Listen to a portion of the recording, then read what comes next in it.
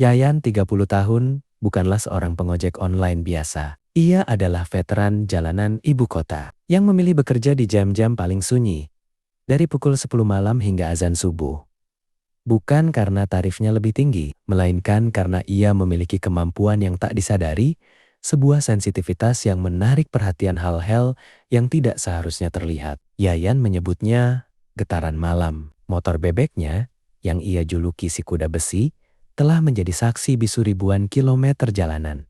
Dari gang sempit yang gelap gulita hingga jalan protokol yang remang-remang. Namun, tidak ada yang bisa mempersiapkannya untuk malam itu.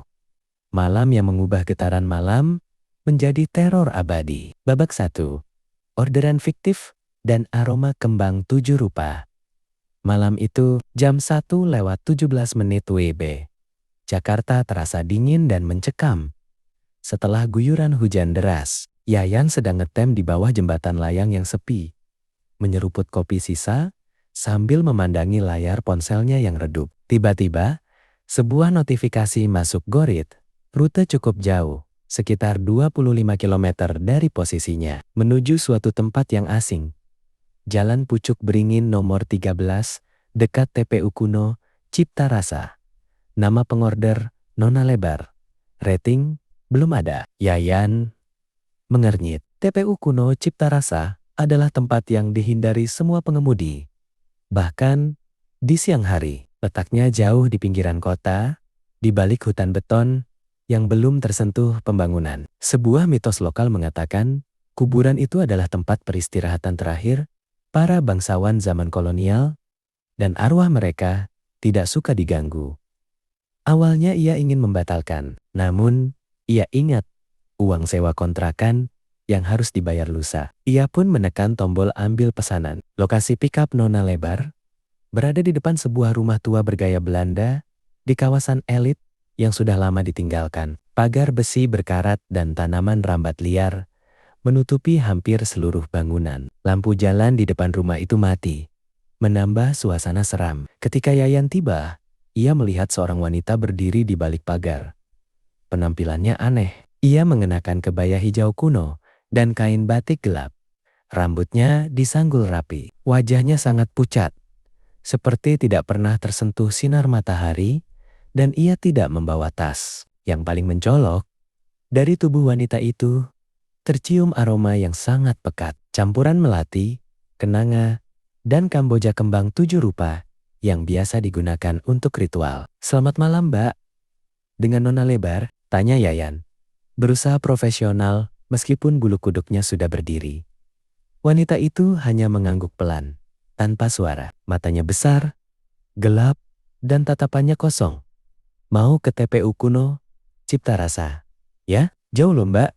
"Apa benar di sana alamatnya?" "Jalan saja Mas." Suara Nona Lebar terdengar seperti bisikan tertahan, sangat dingin, dan tidak ramah. "Saya sudah tahu jalannya." Yayan memberikan helm, yang diterima tanpa senyum. Saat Nona Lebar naik ke boncengan, Yayan merasakan keanehan yang luar biasa. Motornya terasa jauh lebih berat daripada biasanya. Seolah-olah yang memboncengnya bukanlah seorang wanita kurus, melainkan sebuah beban padat, tak berbentuk. Babak 2 perjalanan sunyi dan lintasan yang berubah. Perjalanan dimulai. Yayan mengikuti rute di peta yang sebagian besar melalui jalanan yang semakin lama semakin sepi dan gelap. Di spion, ia sesekali melirik Nona Lebar. Tetapi wanita itu hanya duduk tegak, diam, tanpa bergerak sedikit pun, bahkan saat motor melewati lubang jalan. Rambut sanggulnya tidak goyah sama sekali. Keanehan pertama yang fatal terjadi setelah 30 menit. Perjalanan, Yayan merasa ada yang salah dengan rutenya. Ia yakin seharusnya ia berbelok di pertigaan yang bercabang ke arah perumahan. Tetapi Nona Lebar menunjuk lurus ke sebuah jalan setapak yang ditutupi oleh rimbunnya pohon-pohon tua, tanpa lampu penerangan. "Masuk sini Mas," bisik Nona Lebar di telinga Yayan.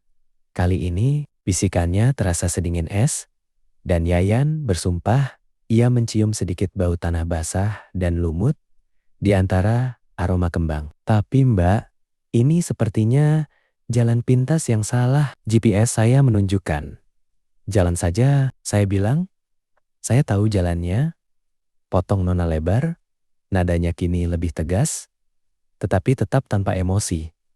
Yayan, yang merasa terintimidasi dan juga terdesak waktu, akhirnya menuruti. Ia membelokkan si kuda besi ke jalan setapak yang sempit dan berpasir itu. Ranting-ranting pohon seperti mencakar ke arah mereka.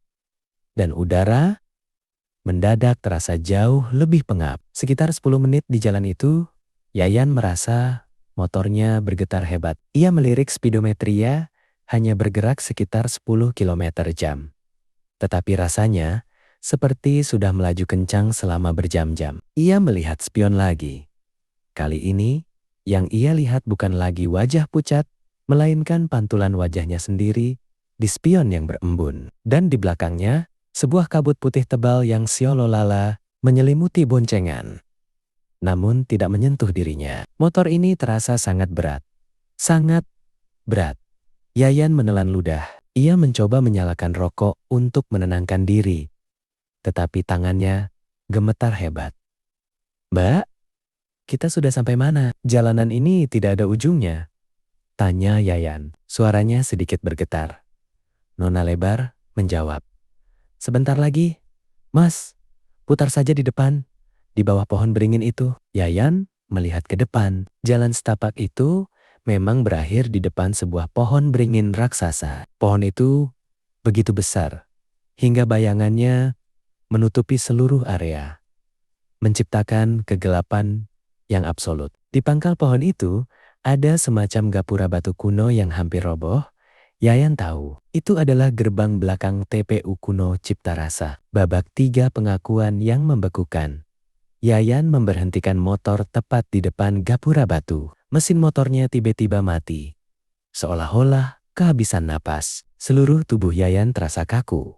"Sudah sampai, Mbak," kata Yayan, berusaha menjaga suaranya tetap normal. Ia tidak berani menoleh ke belakang. Ia menunggu Nona Lebar turun. Tidak ada pergerakan. "Mbak, ini alamatnya sudah sampai. Silakan."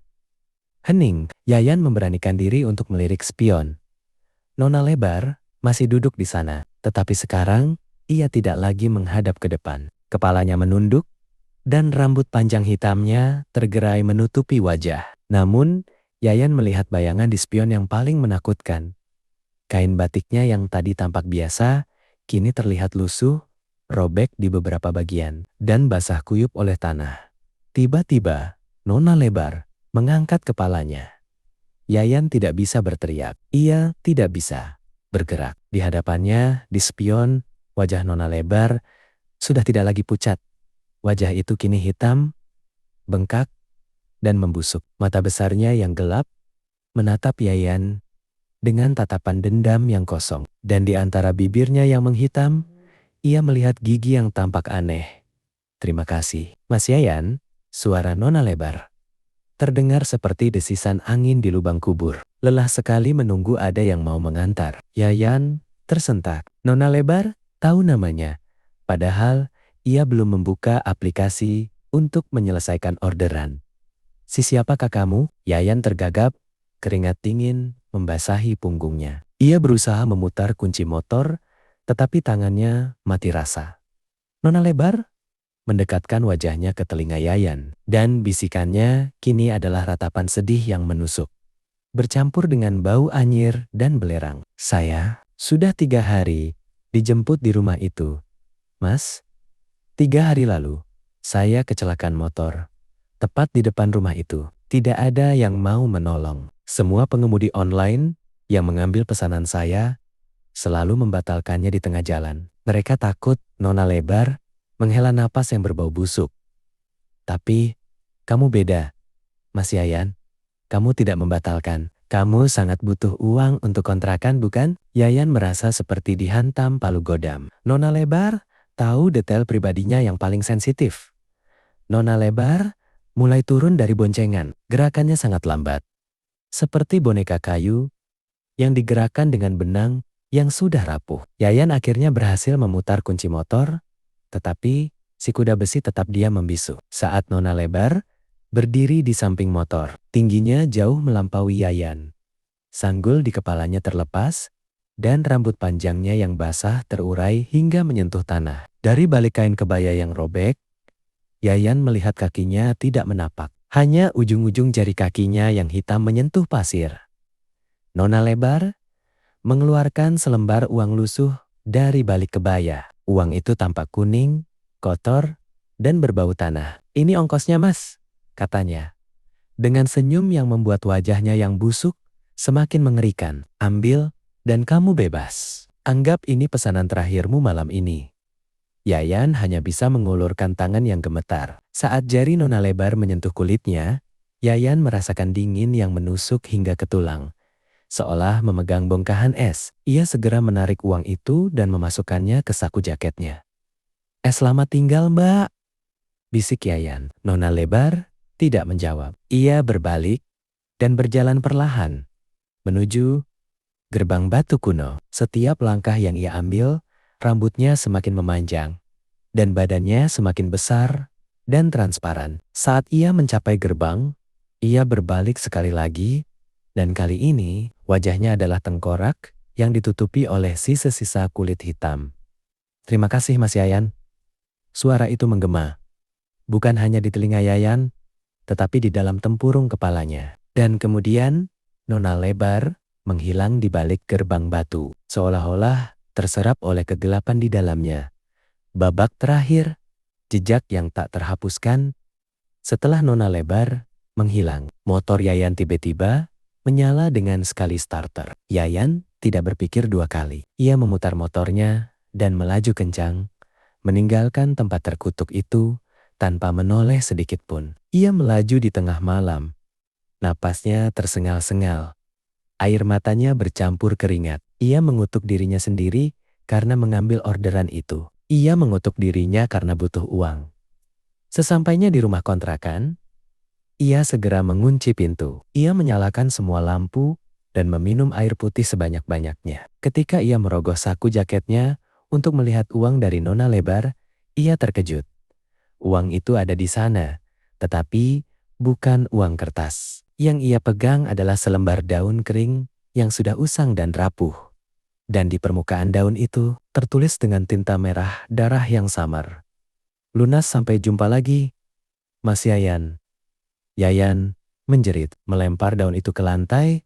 Keesokan harinya, Yayan mencoba kembali bekerja, tetapi ia tidak bisa. Setiap kali ia melihat motornya, ia teringat beban berat yang ia bawa. Setiap kali ia mencium aroma melati, ia teringat wajah busuk Nona Lebar. Ia memutuskan untuk cuti, mencoba melupakan kejadian itu. Namun, teror tidak berhenti di situ. Malam berikutnya, ketika ia tidur, ia mendengar bunyi ketukan pelan di jendela kamarnya. Tok, tok, tok. Yayan terbangun. Jantungnya berdebar kencang. Ia mengintip melalui celah tirai. Di luar, di bawah lampu jalan yang remang-remang, ia melihat sesosok bayangan hitam tinggi berdiri. Bayangan itu mengenakan kebaya hijau kuno. Bayangan itu mengangkat tangan kanannya, dan di telapak tangannya, ia memegang sebuah ponsel. Layar ponsel itu menyala. Di layar itu, Yayan melihat notifikasi aplikasi ojek online-nya sendiri. Orderan GoRide baru, nama pengorder, Nona Lebar, lokasi pickup tepat di depan jendela kamar Yayan. Tujuan, TPU, Kuno, Cipta Rasa. Dan di bawah nama Nona Lebar, Yayan melihat rating Nia yang baru, 5 bintang. Dengan komentar, "Pelayanan yang sangat memuaskan, Mas, tidak membatalkan. Tepat janji, saya akan selalu menggunakan jasa Anda. Hanya Anda. Sampai jumpa." Sejak malam itu, Yayan berhenti menjadi pengojek online. Si kuda besi hanya teronggok di sudut kontrakan. Tapi setiap malam, tepat pada jam 1:17 WIB, ia akan mendengar bunyi notifikasi samar dari ponselnya yang sudah ia matikan. Tit, tong, dan bunyi ketukan pelan di jendela. Tok, tok, tok. Yayan tahu, itu adalah Nona Lebar, hantu langganan setianya, yang kini selalu menunggunya untuk satu orderan abadi. Mengantar dari rumahnya menuju peristirahatan terakhirnya. Hanya Yayan yang bisa. Dan Yayan harus melayani.